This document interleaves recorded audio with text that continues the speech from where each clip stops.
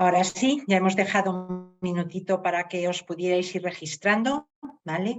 Buenos días a todos y bienvenidos al webinar de hoy a cargo de nuestro asociado Show Heroes, con quien analizaremos cómo los eSports y el gaming se están convirtiendo en un gran atractivo para las marcas que incluso están obligando a las más tradicionales a estar presente en este mundo del videojuego, ¿vale?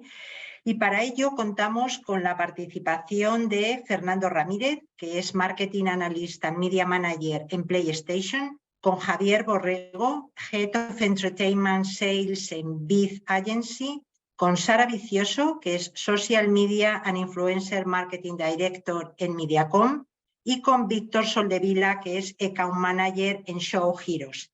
Bienvenidos a los cuatro. Es un placer contar con vosotros y con esta temática en la jornada de hoy. Y antes de daros paso, permitidme informar a la audiencia que vais a responder a sus preguntas y que para ello utilicen el botón de preguntas y respuestas, que es para vosotros mucho más fácil gestionar, ¿vale? Y ahora ya, sin más dilación, que lo interesante es todo lo que nos vais a contar en torno a eSports y gaming, y la pantalla es toda vuestra. Adelante, Víctor. Gracias. Genial, muchas gracias, Belén. Bueno, pues bienvenidos a todos, a todas, y bueno, muchas gracias sobre todo también a la IAB por la oportunidad que nos dan, pues, de estar aquí y poder debatir sobre este tema tan interesante. Y bueno, muchas gracias también a nuestros ponentes, a nuestros gamers del día de hoy, Fernando, Javier y Sara. Bienvenidos. Vamos a comenzar con la sesión, si os parece, sobre la revolución de los eSports y el gaming, el nuevo terreno que tienen ahora mismo las marcas para jugar. Entonces, en primer lugar, os vamos a comentar un poco qué vamos a jugar hoy con los gamers. Básicamente vamos a empezar un poco estableciendo las diferencias entre qué es eSports y qué es gaming, el contexto en el que nos encontramos.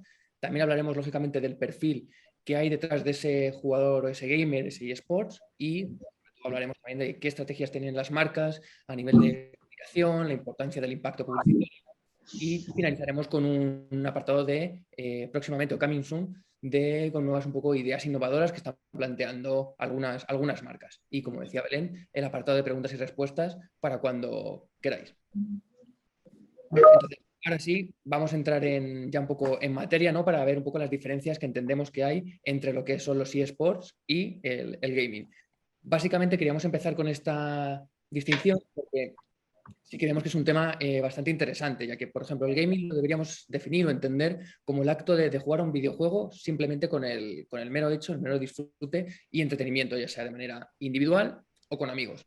En este sentido, van apareciendo una serie de figuras, referentes, lo que se conoce como los gamers, ¿no? Que por su personalidad y su capacidad de conexión con los fans retransmiten sus propias partidas o se unen con otros gamers para retransmitirlas, ¿no? Entonces, de esta manera son también unos creadores de contenido dentro de su propio ecosistema. Por su parte, y la principal diferencia con los eSports o los deportes electrónicos, como también conocen, parten del mundo del gaming, pero aquí la diferencia es que los jugadores son profesionales y compiten entre sí. Entonces, cuando hablamos de profesionales, decimos que compiten entre sí, lógicamente, por un premio, entrenan cada día para poder conseguir nuevas habilidades, nuevos skills, técnicas y en sí mejorar su rendimiento. De hecho, y así a modo de dato interesante, la mayoría de los equipos tienen sus propias instalaciones, tienen entrenadores, coaches, nutricionistas detrás de ellos. Entonces, para que veamos un poco y dimensionemos ese aspecto diferencial entre el gaming y los eSports. También en los eSports se retransmiten los eventos en directo, como ocurren en el gaming, digamos, online, pero es que además de los comentaristas, los casters que están ahí retransmitiendo los eventos, también en los eSports llenan estadios con sus fans y sus seguidores que siguen las partidas. Entonces, al ser un entorno profesional, hay premios en metálico detrás para los campeones. Entonces, no sé qué les parecerá a los ponentes, a Fernando, a Sara y a Javier, pero yo creo que a lo mejor la principal diferencia entre gaming y eSports radica básicamente en la profesionalización que hay detrás, que existen una serie de ligas o torneos regulados y que sobre todo que se permite la competición. No sé si vosotros añadiríais algún elemento más aquí a la coctelera. Bueno, Víctor, no sé si quieres que intervengamos levantando la mano o de manera informal. Como vosotros queráis, aquí lo vamos a hacer un espacio muy dinámico, así que según vayáis viendo vosotros. Vale, yo creo que lo has definido muy bien, ¿eh? Realmente esa es la principal diferencia. Yo creo que un buen símil para que todo el mundo lo entienda es el mundo del deporte y no es lo mismo apoyar el deporte en sí o una actividad deportiva que una competición con todo lo que eso implica, ¿no? Y también estás yendo un poco más al fan más core, ¿no? Al núcleo de esa afición, que quizás igual que en el deporte, pues no es lo mismo hacer algo en fútbol que hacerlo en petanca. Y lo mismo nos va a pasar en el gaming. Hay competiciones que son mucho más nicho, pero que nos dan una audiencia concreta. Y también tenemos juegos que son los que llenan estadios y son juegos masivos, que también pues tienen una afición que son mucho más intensos, pero también tienes una afición más general que simplemente pues está allí por el espectáculo.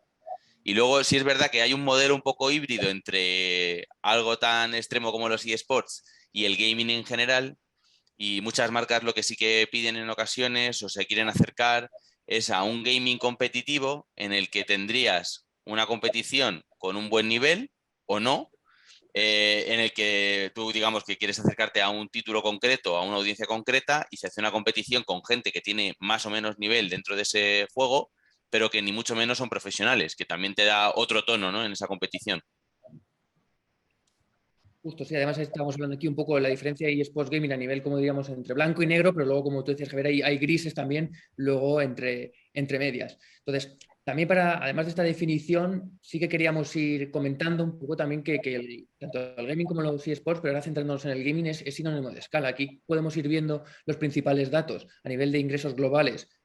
Según la fuente Newzoo, aquí vemos por una parte a la izquierda vemos los ingresos globales que van creciendo, salvo ese pequeño traspiés que hubo en 2022, que veníamos de un 2021 muy, muy potente. Entonces vemos que tanto la previsión a nivel de ingresos globales para 2025 como de players a nivel global, que van un poco todo lógicamente unido, es brutal a nivel global. Si hacemos un poco también, un poco de foco, digamos, un poco de zoom en lo que sería una inversión publicitaria en Estados Unidos, Unimarketer siendo un mercado de referencia, vemos que ya el gaming ya se cuela y empieza a crecer en un 7% de manera un poco tímida, comparado, por ejemplo, con la televisión conectada, que crece un más 32%. Pero digamos que los anunciantes no son tontos y saben dónde tienen que estar, porque según vemos ahí a la derecha, el consumo semanal de medios en Estados Unidos aparece como que para jugar a los videojuegos se dedican casi 12 horas de media a la semana, solamente por detrás del social media y de la televisión.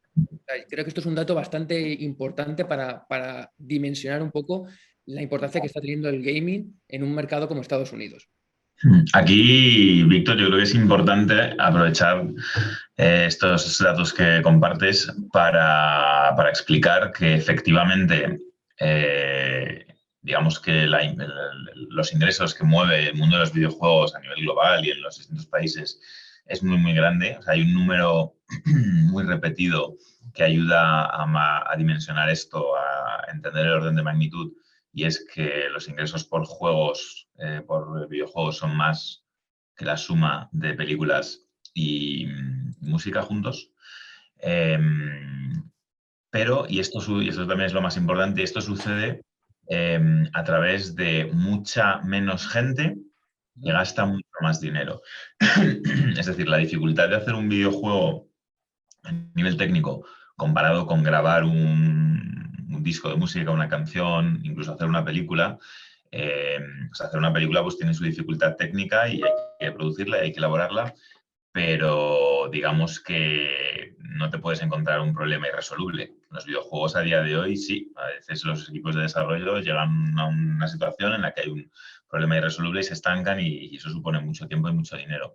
Entonces, digamos que esa es un poco la realidad de los videojuegos. Hay mucho valor añadido, hay mucha gente que efectivamente está dispuesta a dedicarle mucho tiempo y mucho dinero, pero tenemos todavía esa oportunidad de hacerlo todavía más masivo, y no solamente masivo a un nivel de conocimiento, porque obviamente pues gracias a un montón de hitos que ha habido recientemente, pues yo qué sé, el estreno de la serie de The Last of Us que se basa en un videojuego, todo el boom de Fortnite, todo el boom de los últimos juegos de Spider-Man, que a través de una gran franquicia pues se acerca a los videojuegos. A pesar de eso, a nivel de actividad, pues todavía hay barreras, y eso digamos que es un poco la situación de equilibrio que tienen los videojuegos. Gran valor añadido, mucha gente muy dispuesta a dedicarle mucho tiempo y mucho dinero, pero todavía con un gran potencial de que haya más gente que esté metida en esa forma de entretenimiento si nos comparamos pues, con cosas como una película, como una serie, como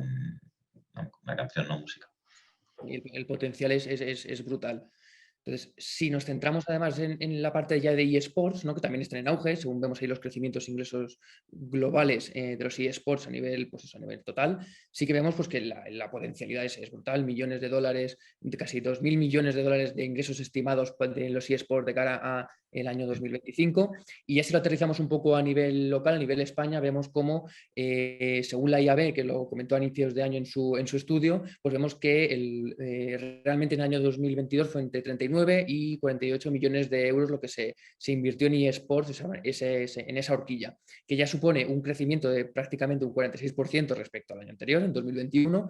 Y la nota también positiva es que la previsión, el forecast de cara al 2023 es que está en un crecimiento también de un abanico de un 15, un 30%. Por tanto, vemos que también aquí los eSports están en auge y están en crecimiento. Entonces, ya para pasar aquí un poco al contexto, que lógicamente todos sabemos que, bueno, según veníamos comentando, el contexto nos afecta. Es decir, estamos en una época de hiperconectividad, desarrollo tecnológico, venimos, que parece ya que nos olvidamos un poco, que venimos de un confinamiento estricto de hace 3 años, que también potenció todo esto, generó nuevos hábitos de consumo, o al menos los aceleró, ¿no? Y ahora mismo, si queremos añadir otro elemento más a la coctelera, tenemos que estamos en una situación de incertidumbre, tanto económica como social. Entonces, aquí un poco con esto se me plantean un par de preguntas. Para Sara quería preguntarle, ¿cómo consideras tú que ha afectado a lo mejor la pandemia a la industria del gaming antes de la pandemia, después de la pandemia? Es decir, ¿creemos que hay diferencias importantes a nivel de players, a nivel de nuevas plataformas y demás? A ver, yo desde el punto de vista de la agencia de medios os hablaré de las audiencias. Luego estoy segura de que Fernando de PlayStation puede hablarnos de lo que ha significado la pandemia para una empresa como Play. En nuestro caso hemos detectado que sin duda ha habido un crecimiento de las audiencias y de los usuarios que estaban participando del gaming y de los eSports también.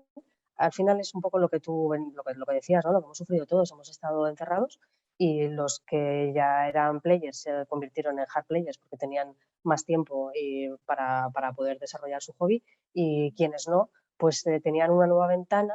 Algunos se dieron al deporte en casa y otros al punto de cruz, y hubo muchísima gente que se introdujo en el mundo del gaming y el eSports. Entonces, en ese sentido, hemos visto como las audiencias, aún estando fragmentadas, que están muy fragmentadas, vemos que se han ampliado los target y ya no son tan nicho como podíamos pensar antes de 2020 o 2018, 2017, que la gente que practicaba gaming en España era gente muy joven, un target muy, muy pequeño y muy específico.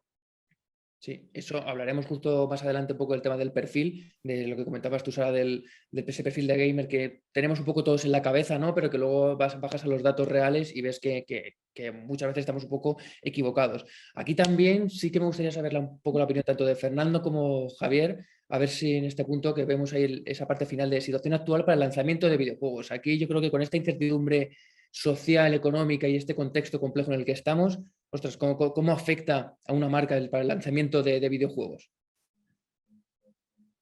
Bueno, a ver, es verdad que venimos de unos años muy raros, ¿no? En fin, la situación de la pandemia obviamente pues nos benefició a todos los que hacíamos cosas que se podían hacer desde casa. O sea, nosotros fuimos un caso en el que la gente empezó a consumir el doble, se sacó y se desempolvó la consola que a lo mejor no se usaba, se conectaron de nuevo a las suscripciones para poder jugar online los jugadores menos intensivos. Entonces, obviamente, inicialmente, pues una situación favorecedora, porque al final la realidad de los videojuegos es que es una forma de entretenimiento más que algunos ciudadanos integran en su portfolio, ¿no? En su cartera de opciones. En el momento que le quitas las opciones de salir de casa, de hacer deporte fuera, ir al cine, lo que sea, pues bueno, recurre a esas alternativas de entretenimiento que sí que puede hacer desde casa. Nosotros al final vemos eso como nuestra gran oportunidad, es pelear por ser más relevantes y más importantes dentro de todas las alternativas culturales que existen. O sea, que el gamer, de hecho, por todo lo que sabemos, no es una persona que solamente juegue, sino que en general tienen una gran afinidad al contenido audiovisual, les gustan un montón las series, les gusta mucho ir al cine, hay mucha afinidad entre ciertos géneros de películas y ciertos juegos. E incluso en algunas métricas como predisposición a viajar y hacer cosas también puntúa muy alto, porque al final, pues bueno, muchos juegos también tienen esa componente de viajar, aunque sea desde casa.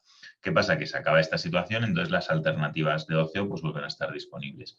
Ahí está la digamos, oportunidad de nuevo, que ha habido siempre, pero que vuelve a estar más de manifiesto, de mostrar y de hacer más top of mind en la mente de estos potenciales gamers y los que no lo son, que ahí está su consola y que ahí están sus juegos y que le van a dar mucho entretenimiento.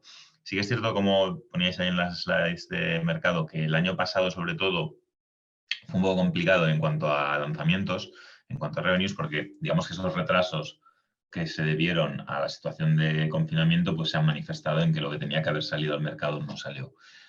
También, pues de todos es conocido la limitación que ha habido en el suministro de semiconductores, que ha hecho que el hardware pues no se pueda vender al ritmo que se había vendido en la anterior generación. Entonces ahí hay una serie de retos que ahora se suma pues, la situación de incertidumbre económica por todas las líneas de suministro, el conflicto en el este, la guerra comercial que han aprovechado a plantear los chinos.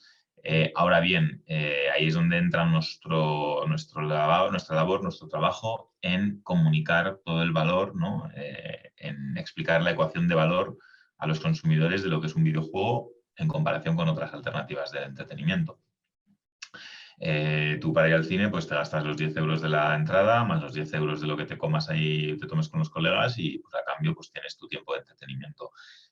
Lo mismo si te vas a un concierto, lo mismo si sales a pasear, un viaje, y en ese caso pues los videojuegos sí que tienen una propuesta de valor muy atractiva en tanto en cuanto, aunque el precio unitario es relativamente elevado de todo el setup tecnológico que tienes que tener en casa, más luego digamos, el consumo del juego, la suscripción, lo que sea, sí que tiene un retorno de coste por hora de entretenimiento muy, muy, muy bajo. Es decir, que estar 100 horas con un videojuego que te cuesta 80 euros es fácil. Y bueno, pues eso es un poco, el camino por el que vamos. Es decir, comunicar a toda la gente, tanto los que ya están en el mundo de los videojuegos como los que quizás podrían entrar, que realmente la ecuación de valor de lo que das y lo que obtienes a cambio en los videojuegos creemos que es muy, muy atractiva, más allá de toda la componente interactiva que tiene. Al final, pues eso sí que es absolutamente único, más allá del coste del precio. Los videojuegos son la única disciplina de entretenimiento en la que el consumidor de entretenimiento decide qué sucede en su pantalla. Y luego estaría, bueno, por mi parte es un poco una situación híbrida entre la intervención de Fernando y de Sara. Yo quizás estoy más cerca de la visión que tiene Sara en el sentido de que yo también pues, estoy más conectado con los talentos y sí que he visto que durante la pandemia lo que hubo es una explosión en las audiencias y sobre todo lo que decía ella, una entrada de nuevo público, ¿no?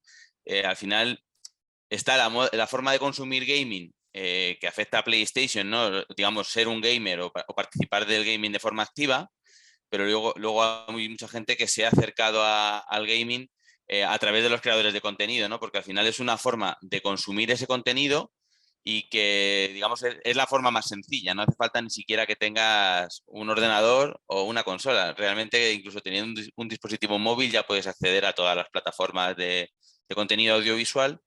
Y luego quizás también lo que sí que se ha ido viviendo en los últimos años es que el gaming se ha hecho aún más general y se han utilizado juegos muy sencillos para comunicar y también las superproducciones como los juegos de Spider-Man, las of Us, o sea que son juegos que al final te permiten casi seguir una serie o ver una película a través de un creador. Y luego ha habido fenómenos de entretenimiento muy grandes impactando audiencias gaming, lo que ha hecho que mucha gente que a lo mejor no estaba atraída por el gaming, pues ha visto unas campanadas en Twitch o en YouTube y a raíz de eso han empezado a seguir a un streamer, han estado presentes de manera digital en un gran evento de los que se han hecho y a través de eso también pues siguen a ese creador de contenido y de esa forma pues también hay un consumo mucho más general y también pues por supuesto muchas marcas que a lo mejor no se habían planteado entrar en territorio gaming, cuando ven que hay 200.000 personas en directo viendo algo, dicen, ostras, a lo mejor tendríamos que estar aquí. Sí, sí, yo creo que al final muchas marcas han ido adaptando, ¿no? He ido viendo un poco ahí cómo han ido creciendo en ese sentido las plataformas y lo que tú decías, Javier, al final dicen, si aquí hay gente será por algo, tenemos que entrar. Entonces, a raíz de eso, sí que hemos visto, pues bueno, con el tema del perfil que estábamos un poco ahora ya casi comentando, que me ha venido muy bien aquí la introducción que me habéis hecho, así que nada, simplemente pues que el consumo, como hemos visto en Estados Unidos de videojuegos, pues será el tercero en el ranking, justo detrás del social media y de la televisión, ¿no? Entonces, lógicamente, esto es un dato un poco muy global y depende un poco de los perfiles, luego estamos desgranando por detrás. Ahora lo iremos viendo cómo es el perfil del gamer, el del eSports en sí, porque como hemos visto antes, ese perfil del consumidor cada vez va creciendo más y cada vez se va fragmentando y va siendo más grande. Entonces, el otro día vi un vídeo de un spot de Heineken, un anuncio, entonces creo que nos viene muy bien para introducir este...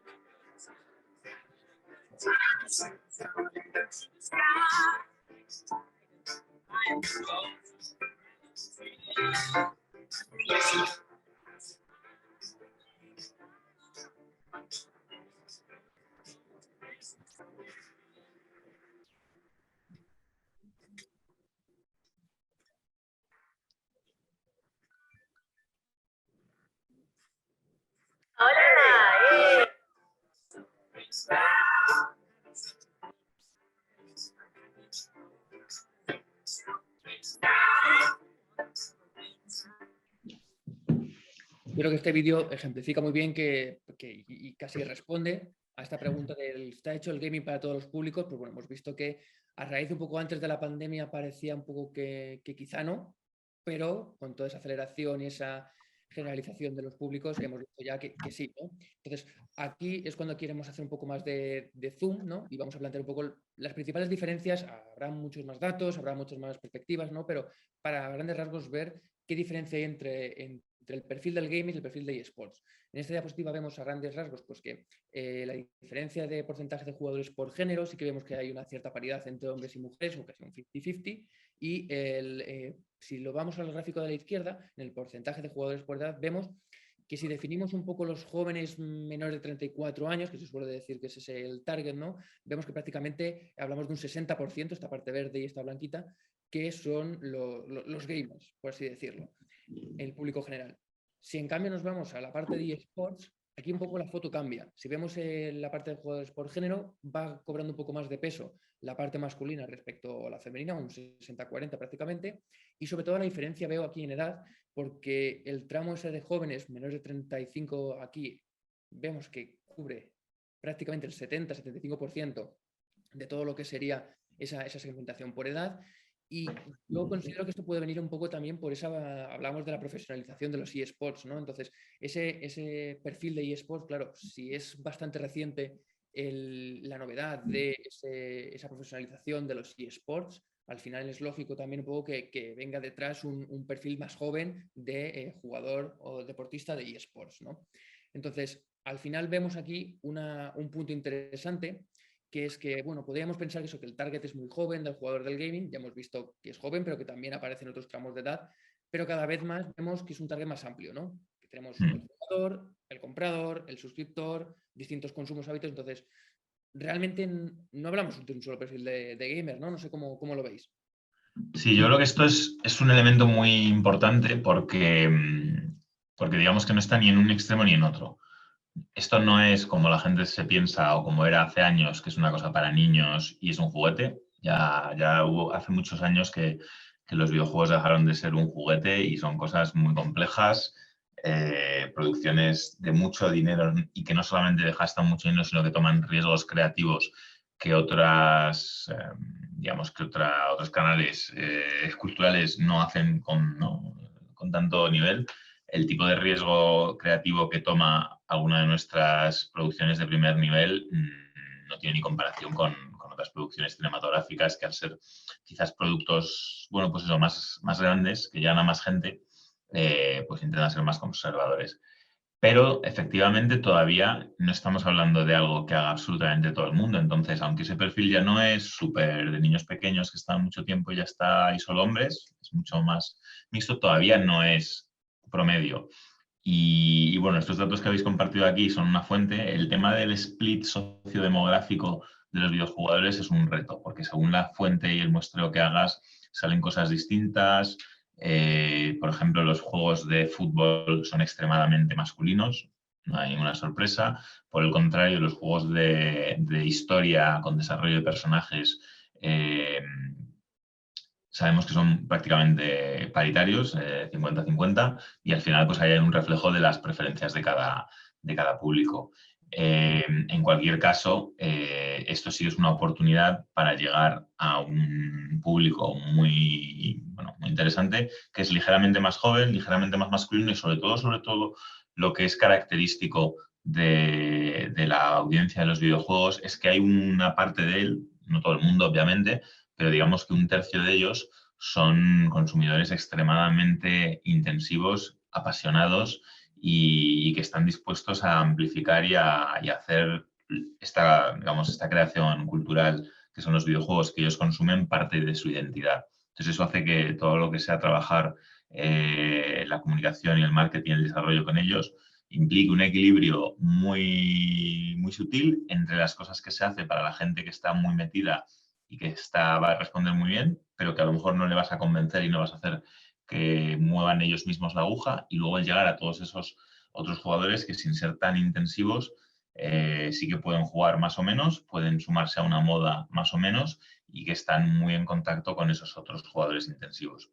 Digamos que es un mundo en el que hay esa, más que en otros, esa dualidad entre retroalimentación entre los más conectados, los más sabedores y la gente que está un poco más respondiendo a las modas.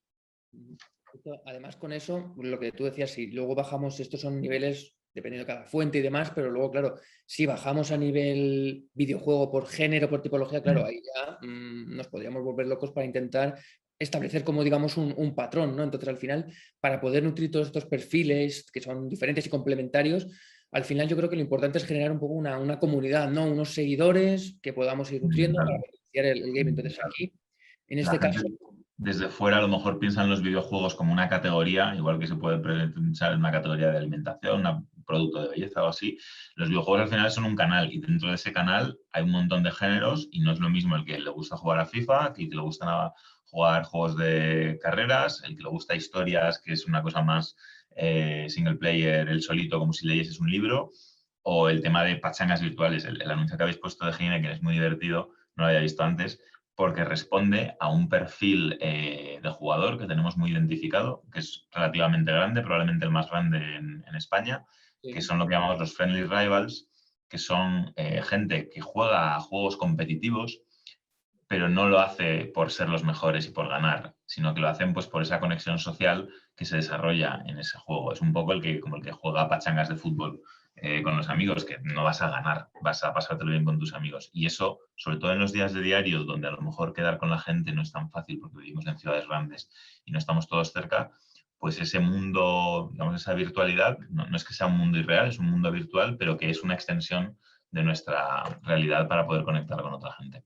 Sí. Y ahí justo quería preguntarle a Sara, porque claro, nos viene muy bien la perspectiva desde Mediacom. Claro, quizá aquí nos puedas dar algo de luz sobre la importancia de lo que hablábamos de nutrir, de generar una comunidad, ¿no? de seguidores y demás, y qué retos existen pues, para poder crecer no solamente en comunidades que ya sabemos que son muy grandes, pero que son de esas que son más pequeñas, son más nicho, pero que son muy activas. Sí, claro, de hecho es importante, es parte de la identidad, es lo que decía Fernando, ¿no? Que los usuarios que hacen gaming, que se sienten identificados con una categoría u otra, con una franquicia u otras, porque lo toman como parte de su identidad, de su forma de ser, de su forma de expresión, y también se ven reflejados en esos grandes talentos que mencionábamos antes y de los que seguro vamos a hablar más adelante, que mueven grandísimas audiencias y grandes masas porque son capaces de conectar. Más allá de que el entorno sea el gaming o sea otro, muchas veces esas grandes comunidades se crean en torno a un videojuego, ¿no? a una experiencia, pero también a unos representantes de cada una de esas categorías que suelen ser streamers, youtubers, gamers y jugadores de eSports en este caso, que son capaces de canalizar todo ese sentimiento de pertenencia y crear alrededor de ellos grandes comunidades. Es aquí donde creo que es una de las formas a través de las que las marcas pueden estar presentes en el sector y en el entorno del gaming y los eSports a través de las colaboraciones con talentos, con creadores de contenidos en el entorno gaming que son capaces de adaptar todo el storytelling, toda la magia y toda la experiencia que ya de por sí tienen los juegos a las realidades de cada uno de los países, sobre todo, porque no es lo mismo trabajar con un talento de España que con un talento en Reino Unido. Y creo que esta es la forma en la que, una de las principales formas en las que se puede trabajar la comunidad a través de talentos, creadores de contenido, que son al final gamers de cada una de esas licencias, de estas categorías, de estos juegos, y son capaces de crear grandísimas comunidades, generar engagement con ellos, transmitir mensajes, son uno de los pilares claves. Sí, yo creo que, bueno, por reforzar un poco, la verdad que Sara y yo estamos súper en línea en en todas las preguntas.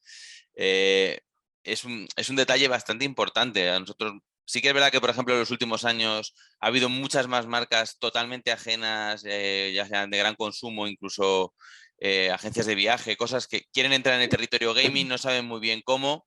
Y creo que es importante esa estrategia de ver a qué productos te quieres pegar, qué creadores de contenido te encajan mejor. O sea, es muy común que se nos acerquen, pues nosotros tenemos algunos de los top y eso también es algo que va cambiando, ¿no? Y un año alguien que estaba en una posición media de pronto es el top 1 de España, y en el momento que alguien está en el top 1 de España, pues se acercan un montón de marcas que quieren hacer cosas con ese perfil.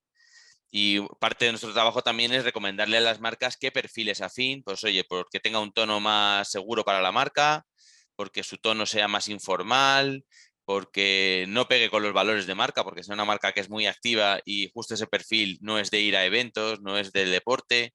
Entonces es encontrar un poco el tono que acompaña a tu marca, ¿no? Igual que cuando no ponemos un emplazamiento publicitario en televisión, pues tienes que pegarte al programa o a la película o al contenido que sea más afín a lo que quieres enseñar. Sí, creo que justo una de las claves de todo esto, que hemos hablado de las audiencias son cada vez mayores, cada vez más diversas. Creo que esa es una de las claves para que marcas no endémicas, como estaba diciendo Javier, quieran estar presentes en este entorno. Eran marcas que veremos seguro. No son 100% de este entorno, algunas de repente marcas de seguros o de viajes, como dices, pero saben que su audiencia está ahí y es la razón por la que quieren tener presencia. Eso es, justo, porque además para las marcas, que justo lo habéis introducido muy bien ese tema, porque al final, dentro de los gamers, al final nosotros también lo vemos desde Show Heroes con las campañas in-game con distintos anunciantes, al final no solamente es esa vinculación con ese embajador o con esa marca, digamos, con ese entorno de ese videojuego, solamente que tú puedas mejorar el engagement y demás KPIs, pero al final también vemos que hay detrás un entorno para los gamers que perciben la publicidad de manera más relajada, mucho más receptivo, sobre todo cuando están jugando, ¿no? Y esa integración de la publicidad con el contenido de manera que no sea intrusiva, pues al final mejora la percepción que tienen las marcas de los gamers, un poco lo que comentaba Sara, ¿no? Que entre los que juegan y los que no juegan. Entonces ahí vemos un más 36% de mejora de percepción de marca. Por otra parte, a nivel recuerdo, brand awareness, vemos que mejora un 12% el hecho del recuerdo de marca y un 19% la consideración de compra. Todo esto hablamos de entorno puramente gaming, pero si ya nos vamos a los eSports, que es al final un poco la otra parte de la ecuación, vemos una cosa aquí un poco más distinta que sí que quería plantear un poco, que según estos datos la fuente de ingresos principal de los eSports vemos que es el patrocinio, vamos, por diferencia, ¿no? Entonces, aquí yo quería preguntaros, no sé si a lo mejor Fernando también puede echar aquí un cable, pero también seguro que Sara y Javier. Al final vemos que la capacidad de integrar, por lo que han comentado Sara y Javier, a ese influencer, ese representante embajador del gaming dentro de tu estrategia de comunicación para la marca, es más fácil o más innovadora dentro del entorno gaming, pero vemos que los eSports a lo mejor por esa profesionalización a lo mejor es un poco más difícil, ¿no? Salirse, y por eso quizá vemos que la fuente de ingresos principal es patrocinios, más entre comillas, más convencional, ¿no? Entonces, ¿cómo quizá a lo mejor podríamos intentar innovar, ¿no? Dentro de este nuevo entorno, integrándonos ya sea en el contenido de otra manera, no sea solo con el sponsorship? ¿Cómo lo veis en este sentido? En el tema de los eSports, sobre todo. Bueno, aquí la verdad es que tampoco tengo ninguna receta mágica, es un tema que estamos activando y vamos aprendiendo paso a paso, patrocinio a patrocinio. Al final los patrocinios, creo que ha salido antes el mensaje, la idea, ¿no? Depende de tu objetivo. Entonces, ¿qué objetivo tienes con un patrocinio? Pues según la marca, pues a lo mejor un patrocinio te sirve para ganar awareness si es una marca recientemente creada, y es un poco lo que hacen, ¿no? Las grandes marcas con los grandes equipos deportivos de deporte convencional, no electrónico, digamos. Obviamente una marca como nosotros en un target de jugadores no necesita awareness, necesita otras cosas, ¿no? Necesita un engagement, necesita que forme parte de, pues nosotros vamos un poco por ese tipo de acciones. Pegarnos a gente que utilice nuestra plataforma y ciertos jugadores, ciertos, ¿no?, títulos, ciertos juegos, y formar parte de ese storytelling conjunto en el que no solamente estás comprando emplazamiento publicitario. También es verdad que aquí entra el reto de la cualitatividad en cuanto a cualquier patrocinio. O sea, la forma más habitual de valorar los patrocinios de cualquier tipo es la equivalencia publicitaria, porque se pueden estimar más o menos los impactos, ¿no?, los alcances que eso te genera, se le aporta un valor unitario en función a lo que te costaría a ti llegar a eso de forma pagada, con medios pagados. Y normalmente, si se hace bien, sí que se consiguen retornos de la inversión elevados que justifican no gastarse ese dinero en medios pagados. En el caso de los eSports, pues la clave está en conseguir suficiente cantidad de impactos a un precio unitario suficientemente grande. Y en algunos casos eso es difícil de lograr porque, bueno, ya decíamos antes que el gaming, en algunos casos, el reach no es todo lo masivo que podría ser en otros casos. Y en el caso de los eSports, pues nos vamos, digamos, que al nicho del nicho. Entonces es muy importante, yo diría, establecer desde el principio bien cuál es el objetivo del patrocinio para poder medirlo adecuadamente y entender si funciona o no funciona. Por poner un ejemplo y yo cerrar con esto, o sea, si eres una marca grande que lo que quiere es acercarse a un target más joven como un point of market entry para su producto, pues tendrás que identificar cómo medir eso. O sea, una gran marca que monta lo que comentaba antes Javier, una marca de gran consumo, una gran marca de coches, una marca grande que quiere desarrollar el territorio del gaming o que quiere utilizar el gaming para llegar a alguno de sus puntos de ataque, pues no tiene ningún sentido que mida ese éxito a través del awareness, a través del volumen, porque probablemente ellos como marca sean mucho más grandes que el patrocinio. Entonces habrá que identificar dentro del target con qué mensajes, etcétera. Y sabiendo eso, o sea, yo creo que entendiendo esa dinámica del tamaño de una cosa al tamaño de otra, qué tipo de persona está en un sitio, qué tipo de persona está en la marca, así se pueden diseñar objetivos que tengan sentido para el patrocinio y para el patrocinado y medirlos adecuadamente. Por eso, al hilo de esto, yo creo que otro tema importante que creo que os tiene bastante preocupados a todos es el tema del impacto publicitario. Sabemos que el vídeo, no todo el vídeo online es igual. Sabemos que cada vez esto es un reto para los anunciantes, para las marcas, para las agencias, todo relacionado con la calidad del impacto, ¿no? No solo vale llegar a la audiencia, sino además queremos llegar con calidad, garantizando unos KPIs, la importancia del brand safety que hemos comentado anteriormente. Y muchas veces eso es difícil o se va perdiendo, ¿no? Entonces, ¿cómo consideramos que esa combinación de experiencia publicitaria, experiencia gamer, poder integrar el contenido, transparencia, cómo pensáis, por ejemplo, Javier, con este contexto en el que estamos, con nuevos consumos, el usuario súper líquido, segmentación, llegar a conseguir esta calidad de impacto parece ser un reto, pero por otro lado se exige?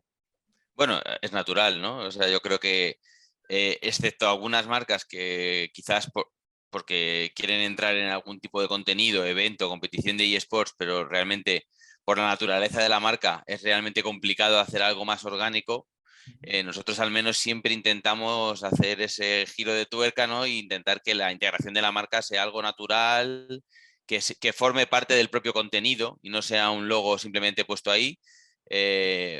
Bueno, hemos hecho bastantes casos ya incluso de crear un storytelling de manera que la propia marca es el contenido, ¿no? Digamos que a través de ese storytelling has hecho una integración de la marca, la audiencia sabe y está viendo que obviamente, porque eso está marcado por la ley, que es un contenido patrocinado, pero realmente incluso ves a nivel comentarios que están disfrutando con ese contenido y te piden más ediciones porque están disfrutando un montón con una historia que se ha creado a través de una cadena de comida rápida o el producto que sea, y que la integración es muy buena, los creadores están muy, muy conectados con el producto y además incluso puedes poner algún tipo de driver que también permita a la marca ver que no solo se está llevando impactos, sino que de pronto ese fin de semana ha aumentado el consumo de un producto, han roto stock o se les acaba de caer la web a los 10 minutos de haber empezado un directo, ¿no? O sea que sí que también hay más herramientas de medición. Y luego también, pues igual, no todos los productos son igual de abiertos, ¿no? Pues hay productos que por su naturaleza, como comentaba antes Fernando, pues FIFA, al final es una marca que lleva muchas marcas detrás y que tiene una serie de limitaciones a la hora de poder hacer cosas con marcas. Y luego tienes productos casi totalmente abiertos, pues por ejemplo, como el caso de Minecraft, ¿no? En el que tienes servidores que te permiten hacer lo que tú quieras y realmente metiendo un presupuesto de desarrollo detrás por parte de la marca, puedes hacer lo que ellos quieran. Puedes recrear una ciudad, puedes recrear un mundo y dentro de ese mundo que pasen cosas. Y eso además parece que va a ser una tendencia que se va a acentuar bastante en gaming. No sé si habéis visto en las últimas semanas algunos movimientos que va a hacer Fortnite con el enfoque creativo, ¿no? Dándole un poco del poder de creación a los consumidores. Luego también se ha anunciado un producto que se llama Everywhere, que parece que va a ser un poco Ready Player One, pero llevado al mundo del videojuego, y ya de hecho pues han dejado caer que va a haber entrada de marcas un poco más abierta para que puedan hacer cosas dentro del juego, o bueno, dentro del juego o dentro del mundo virtual, porque parece que va a ser muy, muy grande. Entonces, sí, yo creo que cada vez, si las marcas quieren entrar de una forma más activa, desde luego hay 1000 recursos para que puedan hacerlo. Justo, además, esa parte que comentábamos también venía muy al hilo, ¿no? Con lo que hemos estado comentando anteriormente, la estrategia de comunicación, con la estrategia de marca, un poco de generar esa sinergia, ¿no? De experiencia publicitaria con experiencia en el contenido para el gamer. Entonces, muchas veces, sobre todo comentando alguna vez con Sara, sí que hemos visto que muchas veces aquí digamos, no te quieres decir la orden, pero al final un poco la línea la marca muchas veces a lo mejor la empresa que está de manera internacional, lanzando un mensaje global y demás, pero todos sabemos que cada mercado es un mundo y si ya luego vamos cada vez bajando más y más, esto se vuelve muy difícil lanzar el mismo mensaje a nivel global en el mundo local. Entonces, aquí sí que es cierto que quería preguntarle a Sara como que qué retos tiene la industria en ese sentido, cómo podemos adaptar ese mensaje a nivel local para que genere esos niveles de engagement que ya comentaba y esa influencia en la audiencia.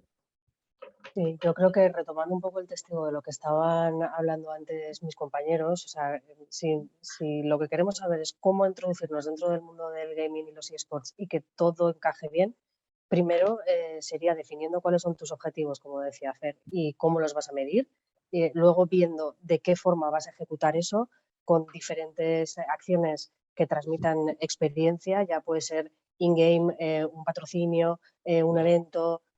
Hay distintas formas de entrar y luego la parte que estamos hablando justo ahora por la que me preguntas, que es la que nosotros llamamos adaptación cultural. Cuando trabajamos para marcas internacionales ocurre muchas veces que tenemos assets pues, que vienen de internacional, ya está, de ver un spot de internacional muy blanquito, ¿no? Como muy plano, que tampoco transmite mucho y que obviamente no puedes crear un spot que funcione igual para los nórdicos que para los mediterráneos. Entonces, cuando vienen ese tipo de mensajes de marca, lo que podemos hacer y la forma en la que nosotros adaptamos, no solo con influencers y creadores de contenido, pero también utilizando esos influencers y creadores de contenidos para trasladar, para adaptar para convertir esos mensajes internacionales y un poco fríos que no terminan de conectar con la audiencia y que ellos sean esas personas que los interpretan y los trasladan al target local y nacional con el que queremos generar ese engagement y que piezas a veces como frías no son capaces de aportarnos ese engagement. Entonces ahí es cuando los creadores de contenido, los influencers, los youtubers, streamers, independientemente de la plataforma que utilicen, nos apoyamos en ellos y en su capacidad de creación y de conexión con esas audiencias que ya tienen y esas comunidades para adaptar esos mensajes, para generar ese vínculo, ese algo más allá que en ocasiones, por limitaciones cuando trabajas con marcas internacionales, pues viene dado así y sin duda son de gran ayuda. Sí, un poco lo que comentabas de que basarnos, ¿no? Aprovechar parece, digamos, ese gap cultural del que hablabas, como digamos, intentar establecer una serie de puentes a través de los influencers de esos gamers que sirven un poco de transición, ¿no? Y de adaptación a todo ese nuevo entorno local. Porque al final la marca, como tú comentabas, el hecho de que sí, viene el spot lanzado a nivel global, pero no va a tener los mismos resultados si por el mero hecho de lanzar a nivel global y ya está, sino que lógicamente, como tú decías, tiene que apoyarse en distintas herramientas, distintas patas, que en este caso pueden ser esos influencers para adaptar el mensaje a nivel local. Aquí ya hemos hablado también de la experiencia de usuario y la experiencia publicitaria. Entonces, antes ya del siguiente paso, que sí que me gustaría comentar de este apartado de próximamente, ¿no? que habíamos aquí marcado, os voy a compartir un vídeo de una publicación que se hizo ya hace pues yo creo que ya estando a finales de marzo, yo creo que fue a principios de mes, ¿no? En el cual nos va a introducir al último apartado.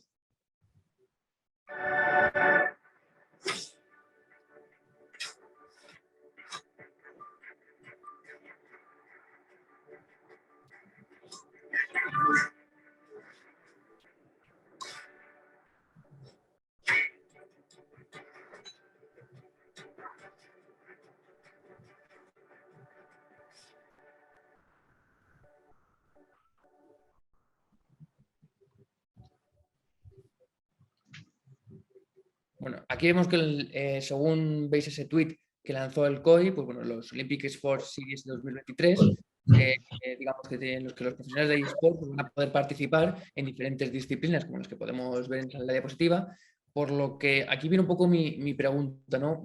Ya a nivel marca, a nivel empresa, parece que con esta iniciativa lo que buscamos un poco el objetivo es como si fuese también un poco vehículo, ¿no? Para atraer a nuevas audiencias, a rejuvenecer un poco incluso la marca de los Juegos Olímpicos, ¿no? Por lo que antes veíamos de los eSports, veíamos la presencia total que tiene el patrocinio, que lo hemos comentado con Fernando. Entonces, claro, aquí tiene cabida la innovación aquí en las marcas, es decir, se puede incorporar nuevas formas de publicidad más innovadoras, quizá lanzando este tipo de competiciones para rejuvenecer también la marca, porque no nos olvidemos que, claro, todos vamos cumpliendo una edad, la curva de la población, la pirámide poblacional va avanzando, entonces se necesitan adaptarse a estos nuevos entornos, nuevos contextos para poder rejuvenecer marcas, como en este caso los Juegos Olímpicos, ¿no?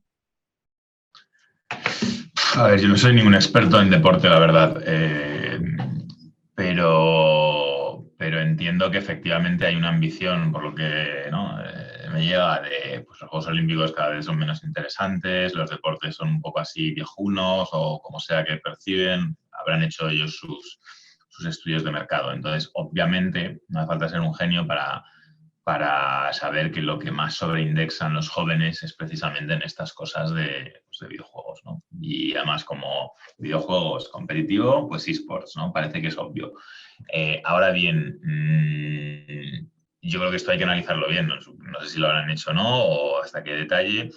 A nivel, por ejemplo, nosotros ahí tenemos un juego que es muy relevante para nosotros, que es GT7, que es un gran juego de conducción, que además ahora con VR2 pues tiene una experiencia brutal y de hecho es uno de los y a lo que iba, que es uno de los eSports que son muy fáciles de explicar, ¿no? Y de hecho aquí lo que han usado todo pues es un poco, pues son cosas entendibles. Una carrera es una carrera, el primero que llega gana, el fútbol pues en FIFA es lo mismo que el fútbol en realidad. Luego hay otros que a lo mejor, pues el de ciclismo, pues no sé cómo funcionará eso, ¿no? Supongo que habrá que dar pedales en un rodillo. A lo que voy es que que la perspectiva que pueda haber de un eSport o de un videojuego competitivo es muy distinto desde dentro que desde fuera. Un partido de fútbol es muy fácil de entender, una competición de coches es muy fácil de entender, tanto desde fuera como desde dentro, aunque sea muy difícil de dominar. Hay ciertos juegos, como por ejemplo, pues estoy pensando en el League of Legends, en el StarCraft, que desde dentro son muy difíciles, pero desde fuera, salvo que no tengas un dominio profundo de cómo se juegan, son difíciles de espectar, ¿no? Entonces, bueno, yo creo que en ese sentido sí que han hecho un ejercicio de, bueno, son deportes con parecidos relativamente, o sea, son esports con parecidos o con deportes directos que son fáciles de observar, pero también es verdad que hay cierto gap. Entonces, bueno, pues yo creo que como movimiento tiene sentido y habrá que ver si esto les sirve para crecer o no. Esto está lanzado, está previsto para, digamos que para Singapur, me parece que es para junio, entonces, bueno, si alguno de vosotros está interesado, estamos todavía en tiempo para poder inscribirnos. Ya por ir cerrando con la parte de eSport que ya hemos hablado, de estas posibilidades de incorporar formas de publicidad más innovadoras, ¿no? Lo que hemos hablado de la conexión con la experiencia publicitaria, la experiencia de usuario. Si os parece, vamos a la parte ya de preguntas de la audiencia. Teníamos aquí alguna que otra pregunta que nos habéis planteado. Una que también a mí me parece interesante es, bueno, nos dicen a nivel publicidad dentro de los propios juegos. En juegos deportivos ya hemos comentado que estaba claro, ¿no? Pero en juegos one players, donde el usuario está horas, como comentaba Fernando, ese heavy user que está ahí horas y horas y que revienta el promedio que hablábamos semanal, ¿cómo lo vemos? ¿Cómo lo veis vosotros?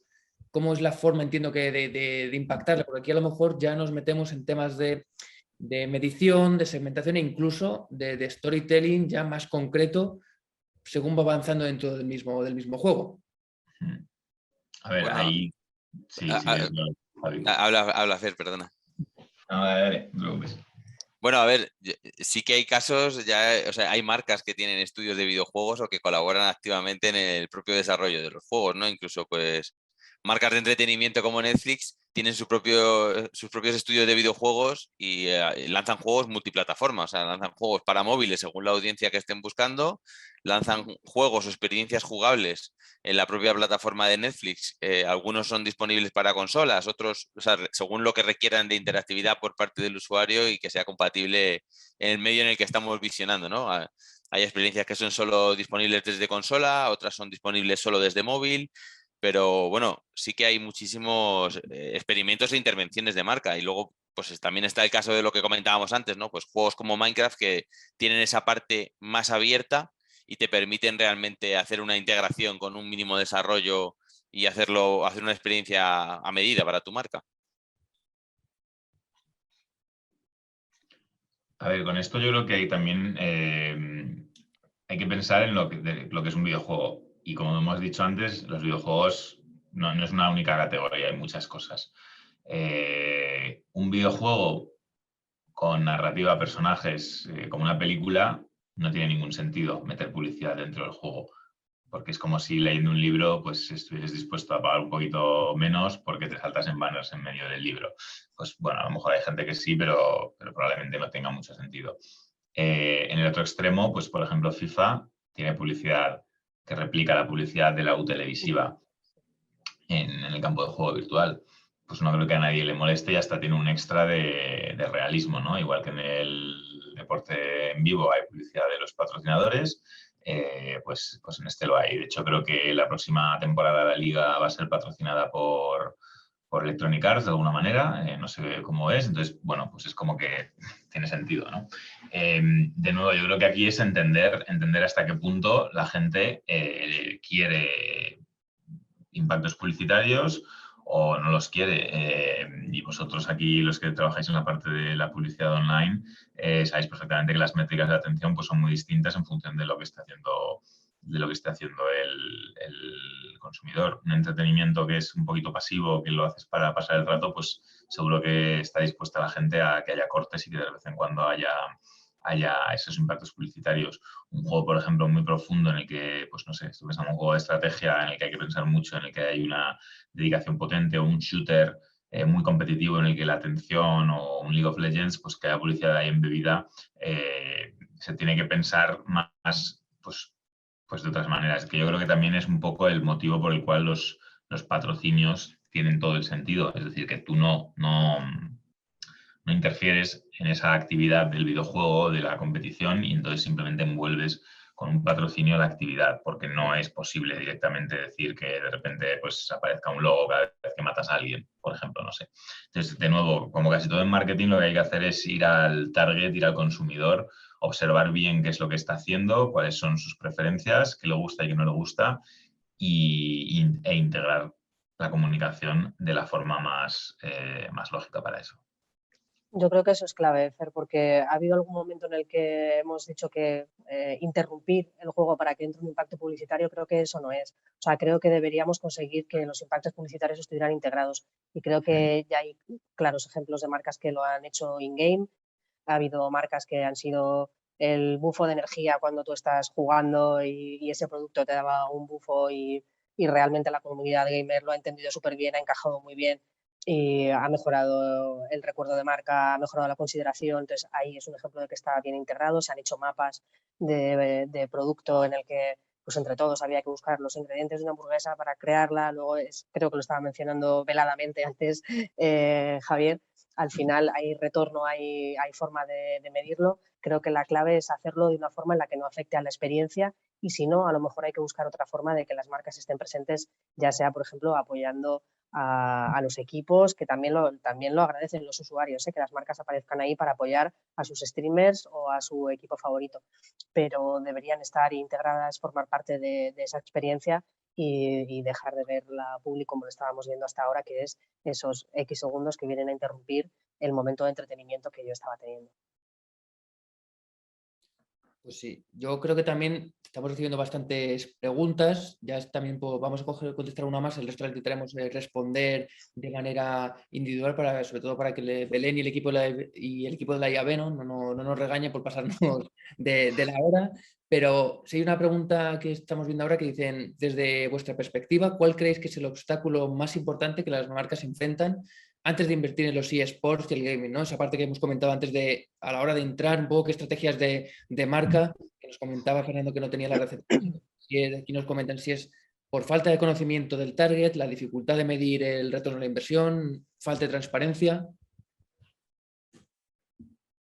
Bueno, yo por mi parte creo que quizás el principal problema es no tener muy claro, es algo que hemos comentado antes, no tener una conexión entre la estrategia o el canal al que estás yendo y los objetivos que pretendes conseguir. O sea, yo me he encontrado con clientes que me han dicho que no estaban contentos con una campaña y os digo que la campaña a lo mejor ha funcionado 2 o 3 veces por encima en audiencia de lo que teníamos previsto. O sea, yo pensaba que iban a estar súper contentos y a lo mejor te dicen, es que no ha habido conversión.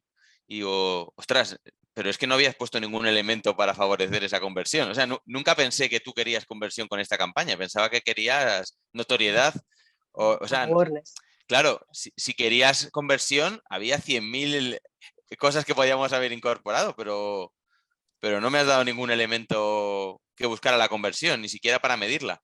Entonces, bueno, yo creo que tienes que tener claro el canal que quieres utilizar de comunicación, perfecto, pero también quizás a veces hay que escuchar un poco los consejos que te podamos dar, tanto agencia de medios como agencia de influencers, y que te podamos orientar un poco en tú qué buscas exactamente, qué quieres conseguir con esta campaña, ¿vale? Pues a lo mejor no es lo que tienes en mente y lo mejor es hacer esto otro.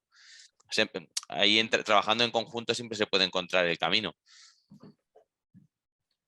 Yo honestamente creo que hay un gap de conocimiento y que el gap de conocimiento no ya en cuando haces el brief y tal, sino que muchas empresas pues están entrando sin darse cuenta en otra categoría que no conocen. O sea, esto es como si yo, por ejemplo, quisiese hacer con PlayStation algo de meter dentro de la cuota del seguro el juego. Pues yo no tengo ni idea de seguros y son empresas mucho más grandes que yo, pero al revés tampoco funciona. Es decir, tendrán que entender cómo funciona la industria de los videojuegos y ese fit teórico de mi audiencia es más mayor, está más estable y no crece, su audiencia, su target es más joven y es más guay y tal, eso no significa que simplemente a golpe de talonario, a golpe de inversión puedas hacer algo.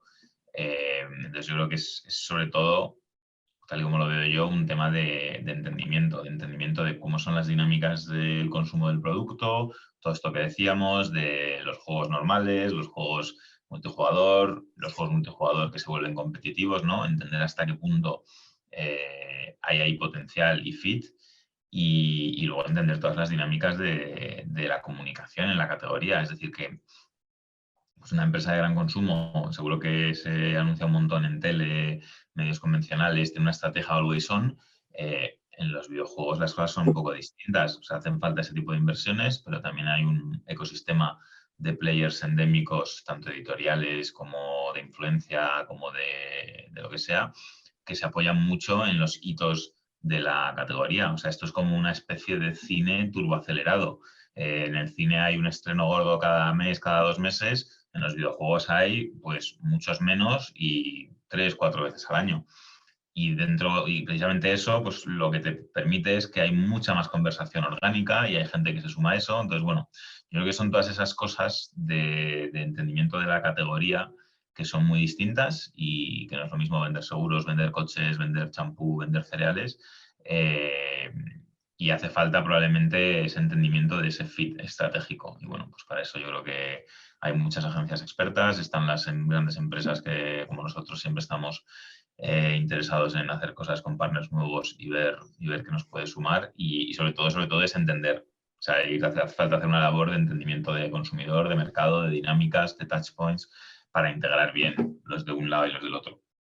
Y también es una cuestión de expectativas, porque muchas veces las marcas creen que haciendo una acción one shot una vez ya van a ser capaces de tener presencia en ese territorio, construir sobre ese territorio, ser considerados en el territorio del eSports y el gaming. Si nunca has estado en este territorio, no es el tuyo, tendrás que construir poco a poco y es una cosa que lleva mucho tiempo. O sea, cuando se han metido las telcos a patrocinar equipos de eSports, no han hecho un one shot. Ha sido un trabajo duro y, como dice Fer, detrás ha habido mucho más. Ha habido programas de entretenimiento, ha habido podcasting, ha habido patrocinio de los propios influencers, ha habido generación de contenido, ha habido creación de eventos. No es voy a intentar posicionarme dentro de un territorio haciendo una acción de one shot y espero que eso ya me dé réditos para los próximos 10 meses de campaña. No es así, eso es algo en lo que hay que construir y hay que construir sobre un punto y sobre todo lo que le rodea.